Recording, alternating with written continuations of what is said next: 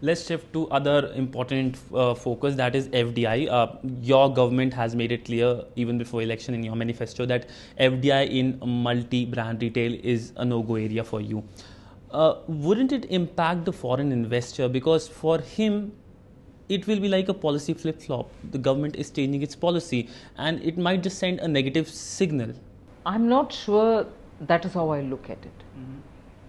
Policy flip-flops cannot be afforded. I agree with that. But it is not just for the FDI that I use that argument. I will use that argument. That argument can be used for every decision of the government. But here, even when the last government, the outgoing government, brought in the FDI through an executive order, particularly the FDI in multi-brand retail, about which we are specifically saying, everybody knew that there was a lot of divided opinion in this country. And the outgoing government, which is the Congress-led UPA government, had its own partners in many states not agreeing to FDI in multi-brand retail. Example, Kerala.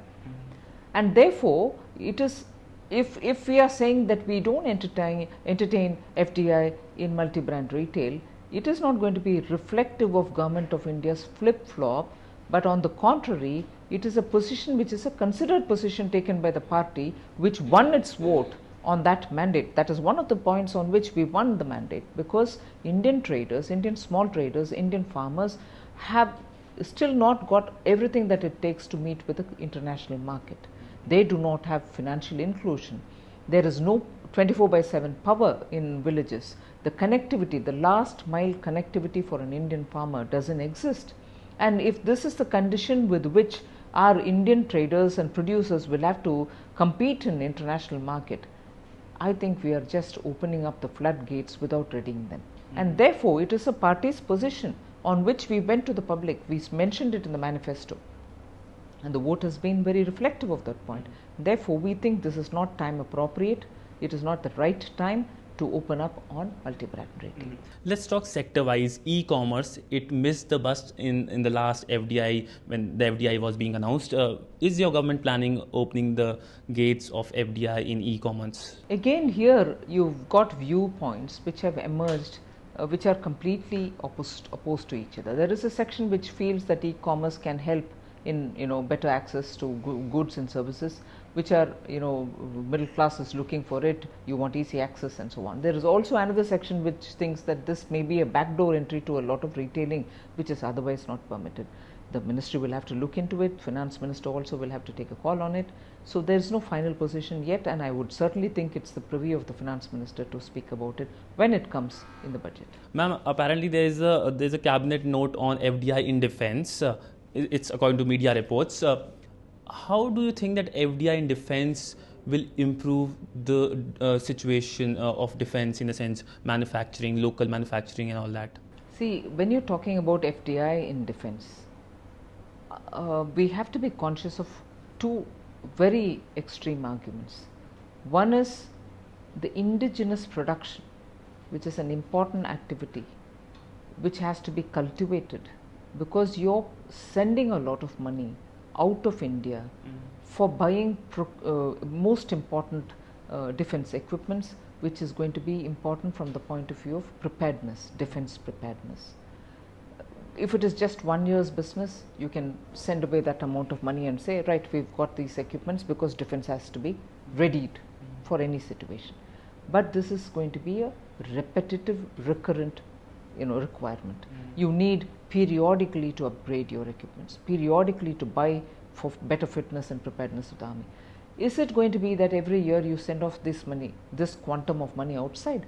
Or is it better that you gradually increase the capability of the indigenous producers to make sure that you are able to buy in India enough such arms and ammunitions which are helpful for the defense preparedness? Without sending the money out, you're giving it to the Indian producers. So this is a very important aspect, particularly because it drains your foreign exchange reserve. It also makes you feel that you're dependent on other countries for your own defenses preparedness. So there are emotional arguments, there are sovereign arguments, there are technology arguments, and therefore this is an area in which you're wanting to promote Indian indigenous production, you're wanting to save on that money which goes abroad, which is not an investment, because if it goes, it's gone, whereas if you invest in buying Indian made goods, you're at least increasing your capacity to produce. So all these arguments are being taken on board. There's no final call made as yet. Ma'am, lastly, FDI in railways, given the fact that railways was an important part of the president's speech also, during Atal Bihari Vajpayee's government, railways has got modernization, lots of stuff. So this time around, investment is needed to modernize the railways, and one option is FDI. Will the government look into this sector also, FDI in railways? Again, railways is literally the lifeline for Indian transport, whether it's freight or whether it is passenger, and it has been desperately in need of a lot of capital. FDI in railways is a very, very important subject on which a lot of discussions is happening. The Rail Mantri is seized of the matter. Obviously from them, also for them, rail safety is a very major issue, especially because technology required for better safe travel for rail is heavy capital intensive area. Therefore, the Rail Ministry together with Commerce and Finance will look into this matter again. In spite of and notwithstanding what is prevailing in the media, no final call has been taken on. Okay, ma'am. Ma'am, let's go to free trade agreements. They have come under intense criticism, especially with bodies like FIO, saying the fact that exports with the countries we have FTAs have fallen, while imports from these countries have risen. So, are you going to review FTAs with these countries? We are reviewing it. Okay, you are reviewing it. In fact, we have already taken a decision that FTAs, all of them, each one of them, will be reviewed, because as you rightly pointed out, there is a perception that FTAs have helped the partner countries but not so much India. And in this, is it because we have not leveraged the FTAs for our benefit? Is it because of our laid back approach, or is it because we failed to capitalize on them?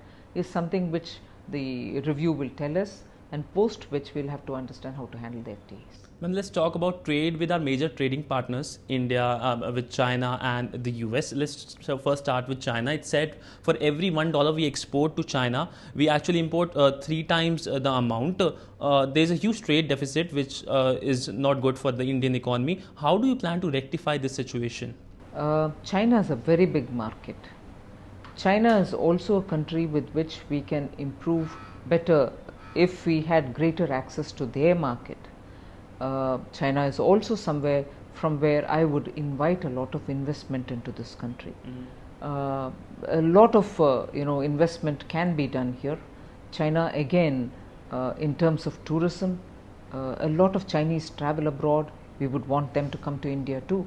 So there is a lot of work, a lot of opportunity, lot of instances where we can really work with them and improve on trade front. But of course, work has to be done there, and that's what we have started doing. And again, with China, a lot of negotiations will have to take place. Can we have an FTA with China? We'll see. You'll see. Okay, ma'am. Let's talk about Pakistan. Well, Pakistan, the trade relation is actually second tier diplomacy is through trade, and trade is a new currency of diplomacy between India and Pakistan. But there is one crucial issue, most favored nation. That matter hasn't sorted out, and Nawaz Sharif was in the country during the oath-taking ceremony of Prime Minister Narendra Modi. Did he talk about trade, and what did he talk if he talked? Well, I think from the ministry we are looking at possibilities of improving on trade with Pakistan. There are a lot of common, or I would put it this way, there are a lot of essential goods which are commonly shared in terms of tastes between India and Pakistan. There are times when either due to climatic reasons or any other emergency reasons, India requires a certain set of commodities urgently, whether it is onions, tomatoes or whatever. Similarly, because in Pakistan too, because of certain situations, they also require such emergency goods and services. Besides that, there are a lot of textile and other commodities which will be of interest for both markets. Here, the most favored nation point is a relevant point. We can always harp on this, saying Pakistan has not extended that facility to us, but trade can be a very effective instrument through which friendship can be built. And I think it is on that route we are working. Let's go to America. Well, things haven't been right on that front. Patent issue and protectionism are the thorny issues. You're going to meet the US trade representative in Australia. What are you going to talk? What will be the agenda? Well, there are several issues on which engaging with the Americans, talking with them in detail will help.